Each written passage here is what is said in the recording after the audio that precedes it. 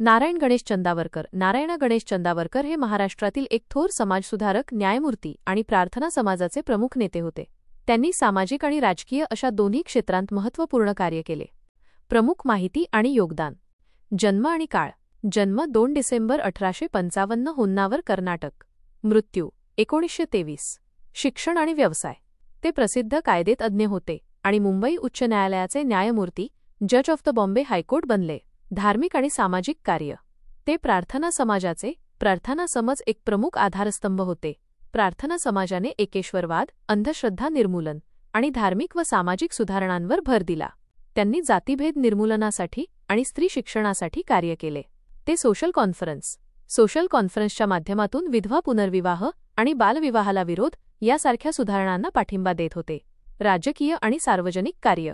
नारायण चंदावरकर यांनी भारतीय राष्ट्रीय काँग्रेसच्या इंडियन नॅशनल काँग्रेस कार्यात सक्रिय सहभाग घेतला. 1897 मध्ये ते भारतीय राष्ट्रीय काँग्रेसचे अध्यक्ष होते. त्यांनी ब्रिटिश सरकारच्या एज्युकेशन कमिशनमध्ये सदस्य म्हणून काम केले, ज्यामुळे शिक्षण क्षेत्रात सुधारणा घडवून आणण्यास मदत झाली. पत्रकारिता आणि विचार. ते एक प्रभावी वक्ते आणि लेखक होते. त्यांच्या भाषणांमध्ये आणि लिखाणात सहिष्णुता, मानवता आणि उदारमतवादी विचारांचे प्रतिबिंब दिसायचे. नारायण गणेश चंदावरकर हे त्यांच्या न्यायप्रियता, शैक्षणिक क्षेत्रातील योगदान आणि धार्मिक सुधारणांसाठीच्या कार्यामुळे महाराष्ट्राच्या समाजसुधारणेच्या इतिहासात महत्त्वाचे स्थान टिकवून आहेत.